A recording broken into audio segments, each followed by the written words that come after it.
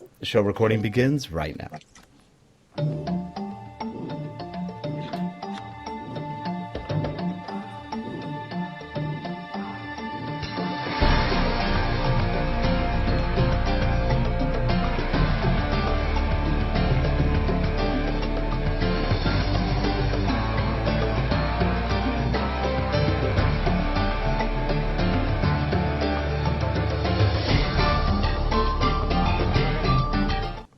Hello, everyone, and welcome to We Plus You, straight talk about conscious business collaboration. Hi, everyone. I'm Rick Zanotti, and right next to me, not very far away, a couple of miles, is Carly Alyssa Thorne. Hey, Carly, how are you today? I'm doing great, and how are you today? I'm doing really well. I am really looking forward to our guest today. We have Warren Whitlock with us, and he is a great author, speaker, and I love his social media, all his wonderful books that he's written. And so we're going to actually talk about a few things with Warren. We're going to talk about his Twitter Revolution book. We're talking about profitable social media and a special project that he's working on right now called Billions Rising. So welcome. Hi. Hi. Hi, Warren. How's it going? I'm here, ready to go. Always good. happy to talk about all those subjects. Well, it's funny. You definitely have a soothsayer's cap. When you wrote the book about Twitter, I was one of those who actually read the book and was thinking, nah, Twitter's not going to go anywhere. I mean, who cares what people had for lunch? And then before you know it, I think all of us, Carly, several, 100 million right now? Or close to 700 billion, I forgot how many it is. It's a lot, are on Twitter. And it's doing well. It's probably my favorite business, social business network, if you will. I'm not sure if it's Carly's. Hers might be Facebook, but hard to say. It's what made you see that as what it's become? Well, there's a couple of things. I have to admit there was one time in mid-2008 when Twitter was breaking down quite a bit that we considered changing the name of the book to Social Media Revolution.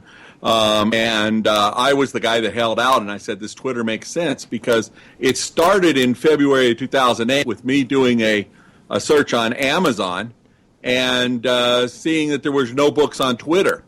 And I said, I know quite a bit. I can get a book written. And in my collaboration style, I knew that I didn't have to be the leading expert on Twitter to be able to write a book on it. So we started out from there.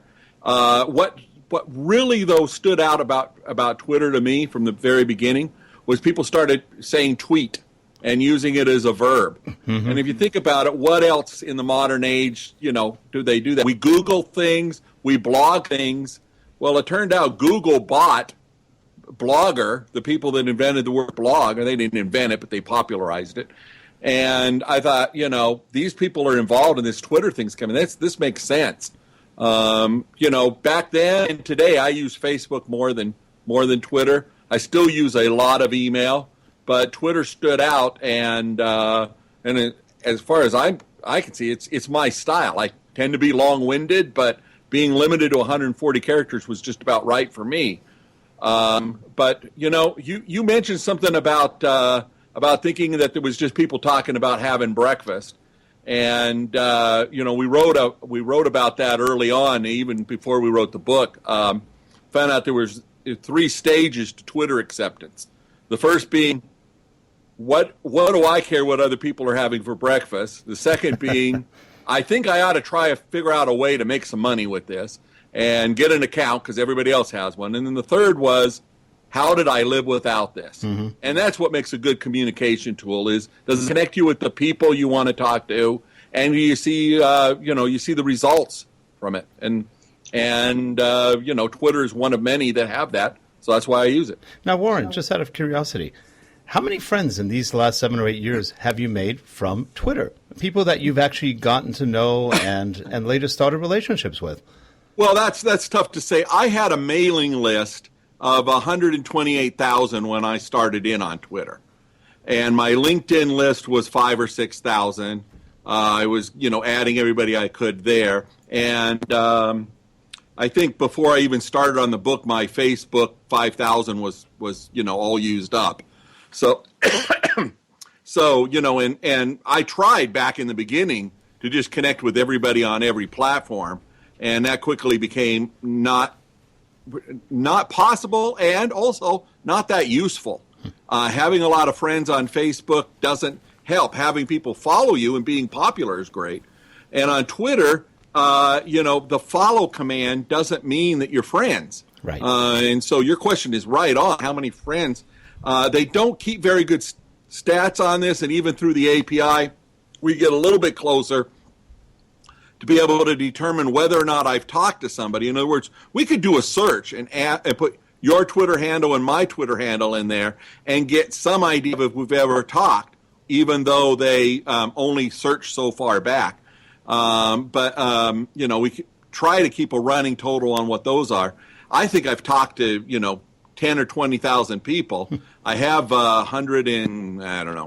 60 some odd thousand followers. And what really came to me after a while was the number that really matters is one. It's the one person I'm talking to at the time. Mm-hmm. Right now it's two. But Rick asked the question, so it's Rick I'm talking to. And the listeners to your show, Carly, the rest of the world, somebody that listens to this 10 years from now, are just a nice byproduct to me. I'm really trying to communicate with one person at a time.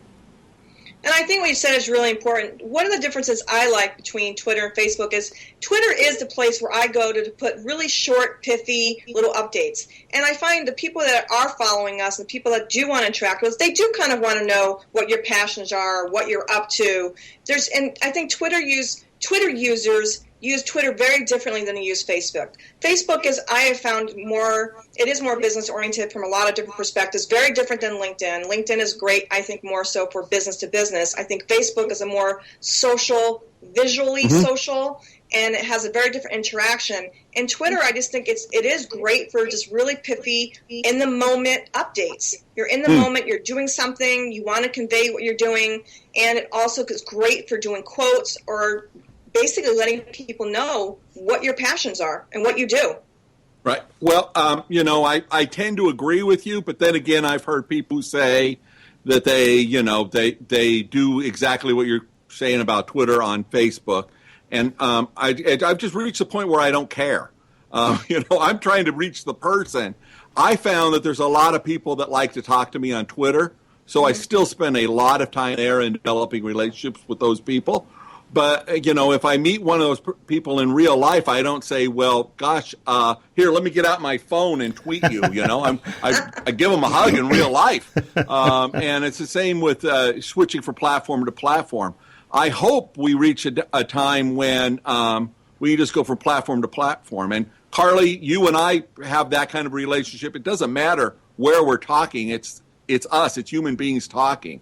Exactly. There's very few other people that I have that with now, but in fact, I have one friend who teaches social media, Kate Buck Jr., and I make a point of every time we're in contact to switch the medium between every step of the conversation. So if she leaves me a text, I answer her on Facebook, and then the next time on Skype and an email.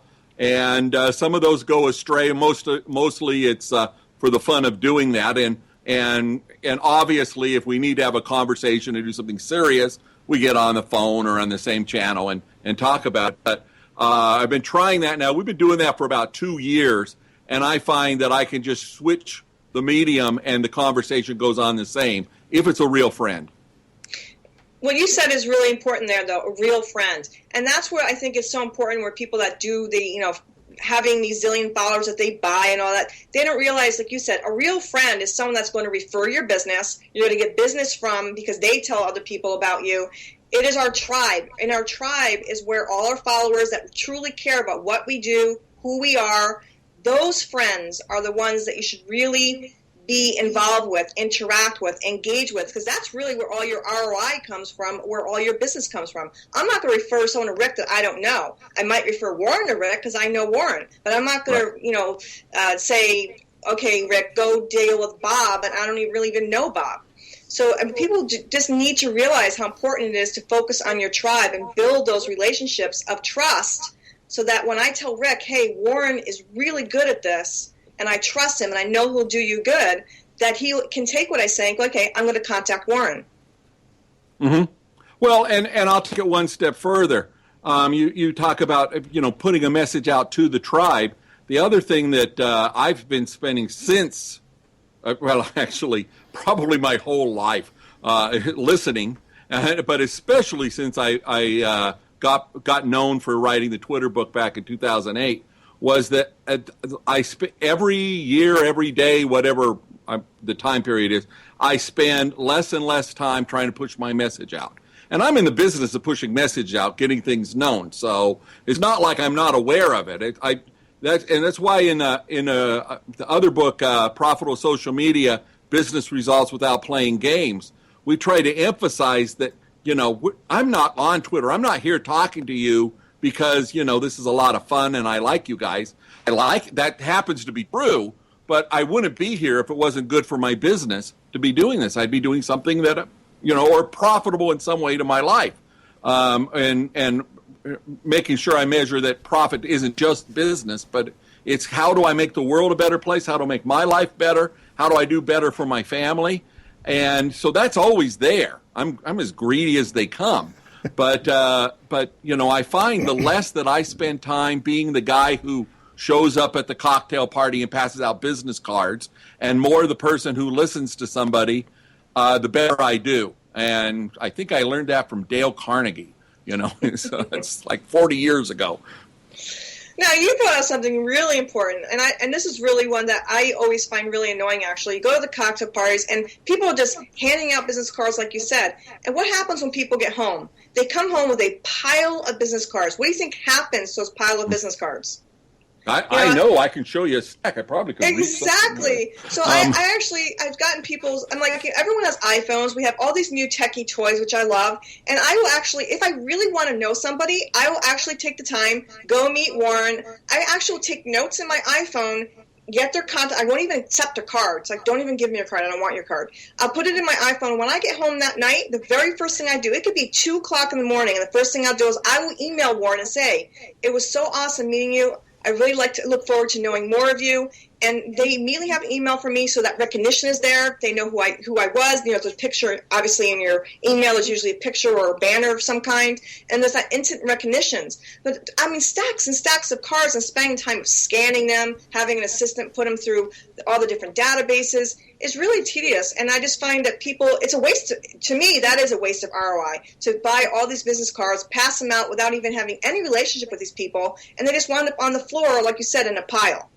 Yeah, well, Joe Girard wrote the book, The World's Greatest Salesman, car salesman, who never got with technology at all. So, his advice wouldn't apply today. But it's always stuck with me, one thing he said about business cards. He would go and have a good time. He loved to go to his local football team, wherever that was, and watch football. And when everybody else got up and yelled and screamed for the team, he got up and threw a bunch of business cards out. And I thought, boy, what a neat idea, until I got thinking, like, every time I've ever received something like that, or I get a lot of people coming by the house and leaving a business card, and I'm like, or worse, putting it in a plastic bag, a Ziploc bag, a handwritten note with a rock and throwing it on my driveway. That's litter. I don't want to compete with those people. I want to be the person that somebody calls. And so, and it really comes down to a very simple equation, which Dr. Richard talks about being, if you find out what people want and get it for them. Zig Ziglar said, you can get anything you want out of life if you help enough other people get what they want. And that's not good, altruistic, healthy, good living life stuff. Or religion even, because it's the golden rule. That's actually great business. And so, the more you do to listen and engage and actually help somebody, more likely they are going to be to refer you. Yeah. I'm going to go out of my way to find somebody I can refer to you because you're a friend. I'm not going to do that because somebody sends me a lot of ads. Yeah, and when you were talking about Joe Girard, that was a great book, by the way. And in its time. Yeah, in its time. But one thing that did stick with me was when he said he did almost everything by referral. Right. and that's pretty much the way you do car sales nowadays. If you're good, I knew a guy who was a Lexus salesman, and he was selling $150,000 a month of Lexus. That was his amount, what he was making. That's pretty darn good in car sales, and he did it by great service. Right. And he would drive up to your place. He'd drop off a car. Somebody would pick him up. He was great. He was just very service oriented, and didn't even work at it. It was easy for him. Yeah, I've got one that's even better for car sales. There's Thomas Stanley, who wrote the Millionaire Next Door and a couple other books. He has a book on affluent, selling to the affluent, and it's just full of great stuff. But the one that comes to mind here is the CPA that sold cars to his customers, his clients, I guess you'd say, for a CPA. And he had a policy that he didn't make any money off the cars, but he got a great deal on every make of car there was. And, of course, there were a lot of Lexus and Mercedes for a CPA's clientele, and picked out the best dealer in town based on getting a fair deal, not necessarily the cheapest deal, but a fair deal. And you were blacklisted if he sent you a referral and you tried to upsell him. He would ask for a quote, you'd give him a quote, and the sale was done. Well, are you ever going to switch CPAs if your CPA's helping you buy a car? No. It's like he just stood out like crazy. And I think that's true for anybody in any situation. I was just looking at helping somebody with doing a real remedial job, and they wanted to know what they could do, and can I get more, can I get something from using the social media or something? Yeah. I mean, if you are the social media expert, hamburger flipper, you're going to stand out like crazy, and you're going to go up in that company. But it's a matter of having a niche, having something you do right, and then doing a lot of it.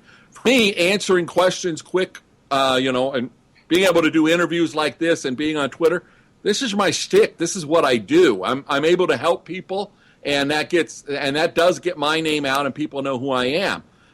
It doesn't have to be talking about social media. Unlike what seems to be popular, tacking social media expert on the end of your whatever else you say you're doing. You don't need that. We all ought to be experts at social media. We all ought to be experts at networking, but we ought to look for something that is a niche that makes us stand out. Yeah, one of the things that always get me are the people who put in their profiles things like human, father, son, all in one profile. You're a human, you're a father, you're a son. Okay, now maybe the human I wasn't so sure about, but what else have you done in life? A few times I saw father of three, I go, that's pretty cool. Yeah. And, my kids were out of the house by the time I started using Twitter, so, I didn't think about putting that. And I have no problem talking about my kids. They're all adults, and, and also none of them use Twitter. The human they one, have a special reason not to use the one Twitter. that gets me always is human. And I keep saying human, as opposed to alien? But then again, acting human is a good thing. The way to act human is to act human, though. That's right. I've always said if you can fake sincerity, you can fake anything. Yeah, that's true. Very true. Speaking of helping others, I'd love for you, Warren, just to talk a little bit about Billions Rising and talk a little bit about that project, because you and I both are all about paying it forward, the ripple effect, and bringing people's awareness up of helping others with handing them tools to become self-reliant versus becoming dependent. So can you share with us a little bit about your project, Billions Rising? As you know, we had your wonderful co-partner, Anita, on, I think it was 2 weeks ago. Right. So I heard. Well, yeah, we have a blog and we're working on a book. We have a radio show. It's Self-Reliance Radio. And Anita is working on a documentary, too. What we're trying to do is explore the world of people that are helping others to become self-reliant.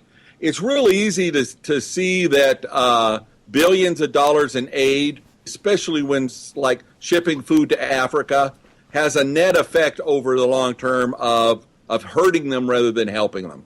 Yeah. And, I'm a libertarian. It'd be easy for me to say, well, let's take care of ourselves, let them take care of themselves. But, that's not what self-reliance is. Self-reliance is about being in a position to help out somebody else. And so before you collaborate, you have to take care of yourself. I see this done quite often with coaches in my work with authors. Very common. Have somebody come to me and say, I've got a book that's going to change the world, and my story is unique, and I'm going to help everybody else be successful. And you tell them they need to pay a bill, and they go, well, I haven't got any money. I was hoping that you could help me, and maybe you could make me some money. And I go, well, you're not going to be able to show anybody how to be successful if you can't take care of yourself. It's easy to laugh at that when it's money, but the same is true if what your passion is health or helping people in the third world or anything you do. You have to take care of yourself first. So before you collaborate, you need to have that self-reliance. And, once you do, it's not about going out in being like Thoreau and going out in the woods and living by yourself. That was one part of it. And self-reliance is certainly not, we need to be prepared for when the big wars come and we're all cut off from each other. And being prepared for stuff, that's okay too, but that's not what we're talking about with self-reliance. Self-reliance is getting yourself in a position so you can help out others. And when we put those two things together, it would just open up all sorts of new opportunities, because what we saw was that all of self-help, self-development, and all of why we're trying to be successful fits into that.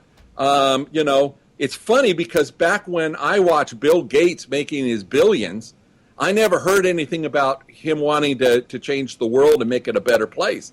All I heard was Microsoft wanted to, rape the whole world. And here now we find out that Bill Gates, spending, most of his life actually, is going to be dedicated to giving away his money and helping people. And he's not content just to hand people a check. It's actually out there doing things. And so that's the kind of thing we're looking for.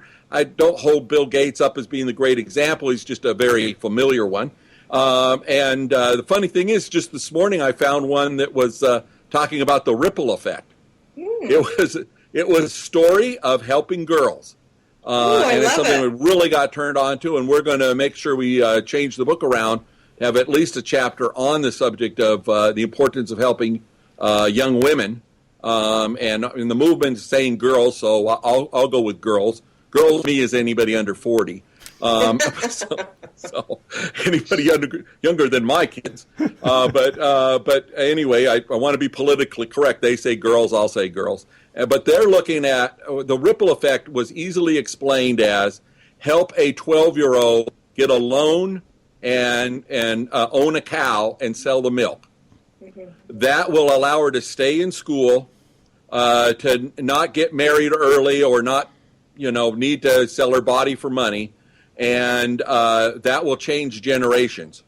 And by doing that over and over again, it's a great investment. In terms of giving them a loan, it's supposedly all paid back. But even if it wasn't a loan, you're injecting something at the right kind of point and giving somebody a chance to stand on their own. Because in some societies, if a teenager gets pregnant, she's disowned by the family, put out on the street, and there you go. There's generation after generation of poverty. And so that really turned me on, and love the way that it said the ripple effect, because just one cow can make that kind of a difference. Now, it's interesting because here in California, we have what we call the cripple effect. It's the exact opposite. We give people money to stay basically where they are, to never grow, to never do anything. You talk about pregnant teens. We give them money to have kids, and then that's it. You're stuck. Well, again, that used to be the way I looked at it. Yeah. I've now learned that in any situation like that, to try to step back and look at it how I would look at it if that was my daughter. Mm-hmm. And one of the breakthroughs for me is my girls were teenagers at a time. I read a story about a girl of 13 or 14 who spent 8 hours a day carrying water so her family could have water. And she was with her family, and she hadn't gone out on the street or got pregnant or anything like that. And that was how she was spending her day. And I really learned when I referred to this, as I used to tell the story, of saying, what a wasted life. And somebody quickly corrected me and said, that's not a wasted life. That's a person giving service. Mm-hmm. It's a good thing.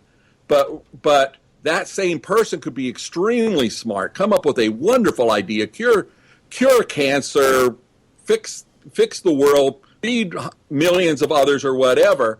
And we're the society, our society at large, and we certainly are all connected global, are allowing that to continue to happen for reasons of things we can do something about. It's not about sending money or sending the supplies to them or anything. It's about thinking about that unique individual and what they need. And a lot of the stories we're finding is there's just all sorts of wonderful organizations that are actually helping people out like that. And in California, you've got Mark Horvath with his Invisible People TV project. That's invisiblepeopletv.com.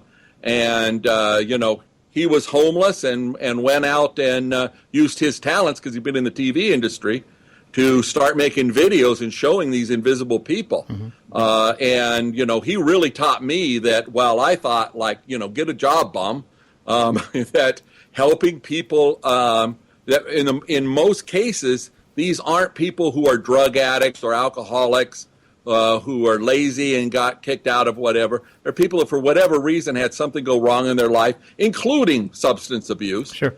And they need a hand up instead of a hand out. And one of the real tragedies we have in our country, and I guess it's worldwide, is soup kitchens where, you go in, and if you want to do anything other than get fed some soup, you're in the way because it's systematized and controlled, and that's how they're going to do it. Yep. Wonderful people working in soup kitchens. How can you look down at them? But the people they're trying to help are stuck there. And Mark told us stories about somebody trying to take care of themselves and get back to work and get a place for their family to sleep, being told that they need to take 3 bus transfers to go wait all day to try to sign up for some program. And at the end of the day, they said, sorry, you'll have to come back tomorrow. And we all think, well, gosh, homeless, and you're unemployed, what do you got better to do? Well, it turns out that, that's very disheartening for that person, and that's why some of them end up turning to drugs and alcohol. Oh, sure. And the bottom line number, he said that 60% of the people that are homeless won't be homeless in a year. And so, like I say, I keep learning more and more about, let's take a positive look at what's going right and try to promote that. Right. It's funny. Here in Ventura County, we're both Carly may be in L.A. County, but you're right on the edge of. You're in Ventura? Okay. Yeah, I'm Ventura County. In Ventura County, we have the Ventura County Rescue Mission. And what I love about those guys is, they do the soup kitchen stuff. They feed people. They give people a place to sleep. They train people. They give people skills so they can go back out. And that's one of the good government programs, because they actually get money for the government. Not that much, but they get some to help train people, to give them jobs and get them back on their feet. And that's a great one. Yeah. Yeah, and what I've really learned is that I can't judge what the other people are doing, but I go looking for the places that actually start to turn a profit. And it turns out capitalism is not a bad idea. So, and look at it that way. I talk capitalist, I talk profit. A lot of times we're measuring in results other than, ROI and dollars, but it all comes down to the same thing. What's a profitable way to do it? Mm-hmm. And do we have time for one more story? We do. We've got about 5 more minutes. Okay, great. Well, yeah, this one I just heard about. It was an aid worker who went to, it's actually, I think, French. And he went to Africa to help them plant seeds better and show them how to do agriculture. Because like you were just saying about the story about, training people or whatever, real easy to see what somebody else needs. And so they go over there and they set up this program. They couldn't get the locals involved, so they hired them. Locals showed up, planted where they were told, and the sprouts came up and hippos came up out of the river and ate all the crops. Mm-hmm. So he started investigating this, and he found out that, first of all, he asked them, this is a terrible thing. What are we going to do? And they said, that's why we never planted there before. And he said, well, why didn't you tell me? He said, well, you never asked. You just came in here with your Western better way of doing things, and we were trying to help you. We're good people. And then as he started to investigate what other programs were doing, the fact that he got plants in the ground and sprouted out of the ground, he was way ahead of a lot of the aid programs. A lot of them just never even get that far. Certainly the ones that are handing out food don't get that far. And so, he concluded that in his case, at least they fed the hippos. And, and he set out on a mission. He's been at it for about 20 years. And it's one of the things we have on deck to talk about with Billions Rising and write about is that just this fascinating idea that, help out somebody else. There's the 1 Acre Fund that's actually helping people get better seeds. It turns out when we decided to stop shipping corn or wheat or whatever we were shipping and instead send the seeds, we send them the seeds we would have used 100 years ago. And let's not get into a GMO discussion, but some of our seeds are better than they were 100 years ago, and that has to do with the great green revolution of the last 100 years. Again, not recent, but 100 years ago, that made American farms do so well.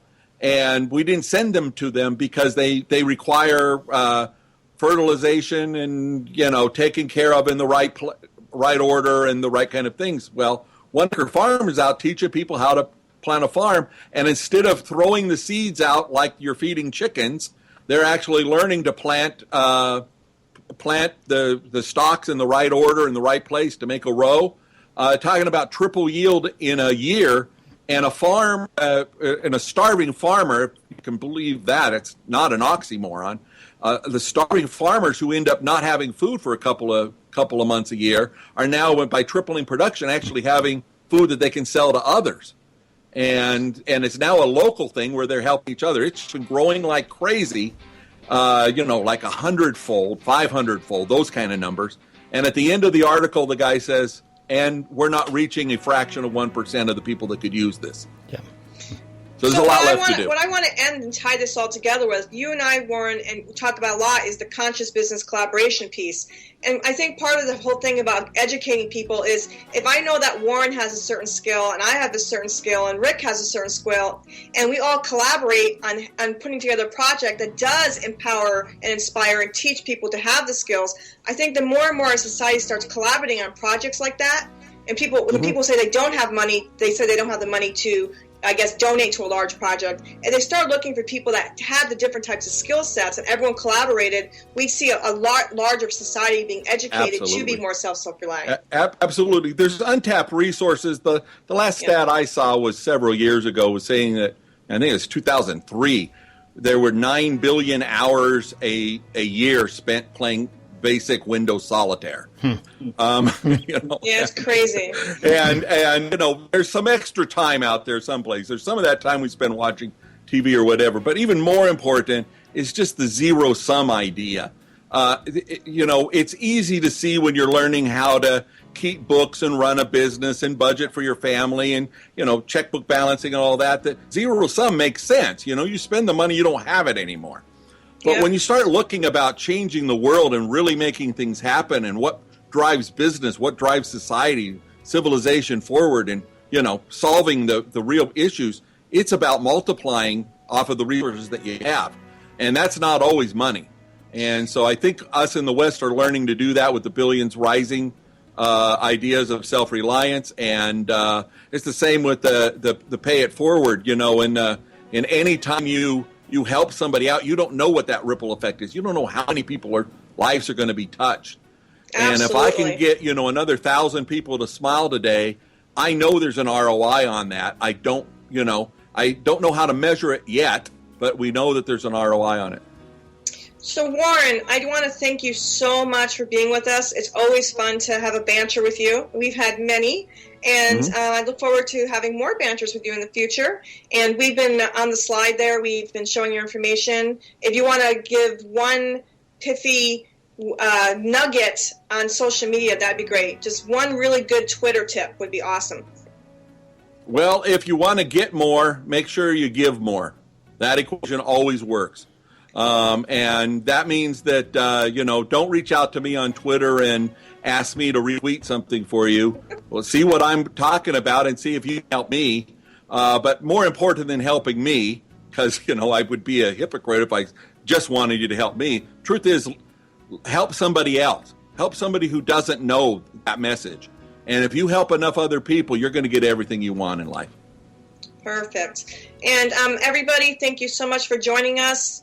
Please leave us feedback. We love feedback. Any particular topics you'd like to hear about, some information you'd like to learn, you have a favorite speaker, please subscribe to us, leave comments. This will be all put together in a blog post with an embedded podcast, Warren's video, Warren's information, and Rick and my information. So I reach out to everybody that you all have a beautiful day. And as Warren and I love to say, is paying it forward, the ripple effect, go inspire other people. And thank you so much for joining us, Warren. And thank you so much, Rick. Thanks, Warren. Have a good one, Carly. Take care, everybody. Bye-bye. Bye.